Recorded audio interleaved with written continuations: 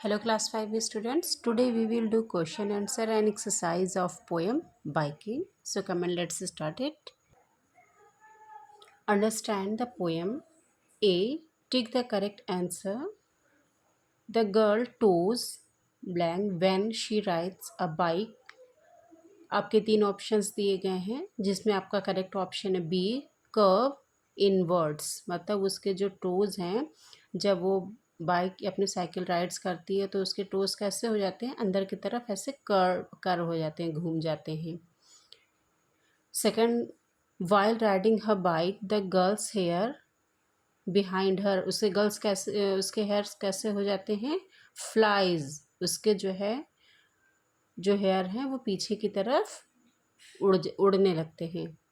Number 3, the fields as the girl rides along the road, तो field कैसे होती है, रश पास्ट, ऐसे लगता है कि जैसे जो फील्ड है वो पीछे की तरफ वो भाग रही है। When the girl rides her bike chases her, क्या चेज करते हैं, द विंड चेज हर, जो विंड होती है वो जैसे इसका पीछा करती है। तो आपका इसमें सी ऑप्शन करेक्ट है। आपका बी है आंसर दीज क्वेश्चंस, जिसमें क्वेश्चन नंबर 1 है what happen to the landscape when someone rides a bike. इसका आंसर नोट डाउन करिए कॉपी में। The landscape seems to rush past the rider in the opposite direction when she rides a bike.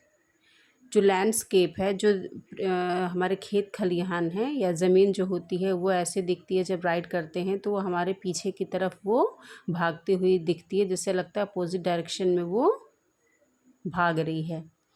आपका second question है which line in the poem refers to the posture when riding. Students, यहाँ questions में एक mistake हुई है कि question जो second है उसका आंसर थर्ड में लिखा है। तो आपके बुक में तो क्वेश्चन थर्ड है, क्वेश्चन 2 है which line in the poem indicate speed. आपका सेकंड नंबर का क्वेश्चन ये है which lines in the poem indicate speed. तो इसका आंसर है these lines refers to speed, wheel world, field race, wind chase and hair streams. इसमें question पूछ रहे हैं कि किन लाइनों से हमें जो है स्पीड का पता चल रहा है। स्पीड के लिए कौन कौन सी लाइनें यहाँ पर पोएम की कौन कौन सी लाइन इंडिकेट कर रही हैं। तो जो स्पीड है, स्पीड को कौन इंडिकेट कर रहा है, व्हील कर रही हैं, जो व्हील वर्ड घूम रही हैं तेज़ी से, तो वो क्या है, वो स्पीड को इंडिकेट कर रही है। फील्ड रेस, जो फील्ड रेस लगा रहे हैं, विंड जो पीछा कर रही हैं, और हेयर स्ट्रीम्स, जो बाल है उसके लहरा रहे हैं, तो ये क्या है, एक स्पीड को इंडिकेट कर रहे हैं। Question number 3, which lines in the poem refers to the posture when riding. Poem में कौन सी लाइन है जिससे कि जो है बॉडी का पोस्चर पता चल रहा है जब राइडिंग कर रही हैं। तो इसका आंसर नोट करिए, these lines refers to the posture when riding, fingers grip, toes curl, head down. जो पोस्चर बता रहे हैं लाइन वो है फिंगर्स ग्रिप, फिंगर ने ग्रिप पकड़ रखा है ना हैंडल को, और टोज़ कर्ल, जो टोज़ हैं वो कर्ल हैं, घूमे हुए हैं पैडल के ऊपर, ये मुड़े हुए हैं, और हेड डाउन, जो हेड है वो आगे की तरफ झुका हुआ है। How does the girl feel when she is riding a bike. Girl जो है जब बाइक अपना राइड कर रही है, साइकिल राइड कर रही है, तो वो कैसे फील करती है। Answer, the girl feels happy and relaxed when she is riding a bike। जो गर्ल है वो हैप्पी और रिलैक्स फील करती है जब वो बाइक को राइड कर रही होती है। हमारा B section answer this question complete हो गया है। अब हम डी नो योर पोएम, जिसमें कि हमारा डी है read these lines and answer the question, जिसमें पहला हमारा ये पोएम की लाइन है फिंगर्स ग्रिप टोज कर्ल। इस पे इन लाइनों पे जो क्वेश्चन है वो है, क्वेश्चन है what do the fingers grip. तो आंसर है इसका the fingers grip the handle to the bicycle, जो फिंगर्स है वो बाइसिकल के हैंडल को ग्रिप किए हुए है, पकड़े हुए है। Question B, what do the toes curl around, toes किसके अराउंड कर्ल हैं, घूमे हुए हैं? तो आंसर है the toes curl around the pedal of the bicycle. जो टोज हैं, पैर के जो अंगूठे हैं, वो बाइसिकल के पैडल के अराउंड कर्ल हैं, घूमे हुए हैं। सेकंड लाइन है पोएम की, breathe deep troubles gone just feel wind song.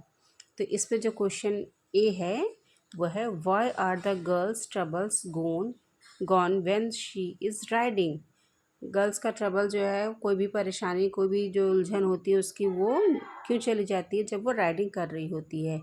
इसका आंसर नोट करिए, the girls troubles are gone when she is riding because she is happy and feel very relaxed, क्योंकि वो बहुत खुश होती है बाइक राइड करते हुए और बहुत रिलैक्स फील करती है। हमारा बी क्वेश्चन है, what is the meant by the song of the wind. Song of the wind का मतलब क्या है? तो इसका आंसर है, the meant by the song of the wind is the sound of the wind rushing past the years. Sound of the wind का, song of the wind का मतलब है कि जो विंड की जो आवाज़ है, जो कि हमारे कानों से पास होते हुए निकलती है, जो हमारे कानों को सुनाई पड़ती है, तो ये वही आवाज़ है जिसको कि हम लोग सॉन्ग ऑफ द विंड के नाम से पोयम में जान रहे हैं। क्वेश्चन एफ है हमारा, सो हमारा D part, read these line and answer the questions complete हो गया है। ई है, विच words in the poem rhyme. इसमें राइमिंग वर्ड्स जो हैं पोएम में वो कौन कौन से हैं? तो पहला है कर्ल, कर्ल का राइमिंग वर्ड है वर्ल्ड। सेकंड है रेज, रेज की राइमिंग वर्ड है chase. F, describing a non living things as a having human qualities is called personification. Find two examples of personification in the poem. Hint, look for lines that talk about human action in the second stanza. So students, इसमें कह रहे हैं कि poem के second stanza से दो lines ऐसी बताइए जो लग रहा है कि वो नॉन लिविंग है, लेकिन वो एक लिविंग थिंग की तरह या एक ह्यूमन की तरह वो बिहेव कर रहे हैं। तो आप ये देख रहे हैं आपके सेकंड स्टैंजा में, feel race wind chase. Feel जो है वो रेज कर रही है, पीछा कर रही है, और विंड जो है वो भी उसी तरह से बिहेव कर रही है जैसे कि एक ह्यूमन कर रहे हैं। ये feel race and wind chase, ये आपका एफ कंप्लीट हो गया है। सो स्टूडेंट्स, आपके पोएम बाइकिंग के क्वेश्चन आंसर कंप्लीट हो गए हैं। आपका सेकंड और थर्ड के क्वेश्चन और आंसर में थोड़ा सा मिस्टेक हुई है, जो कि आप ध्यान से इसको कंप्लीट करिएगा जैसा कि मैंने आपको डिक्टेट किया है। मेरे और भी एजुकेशनल वीडियो के लिए और आप लोगों के चैप्टर से रिलेटेड क्वेश्चन आंसर के लिए प्लीज़ आप मेरे चैनल को लाइक और सब्सक्राइब ज़रूर कर लीजिए, जिससे कि आपको टाइमली मेरे वीडियोस का पता चल सके। और मेरे चैनल को लाइक एंड सब्सक्राइब करने के लिए thank you so much. Bye bye.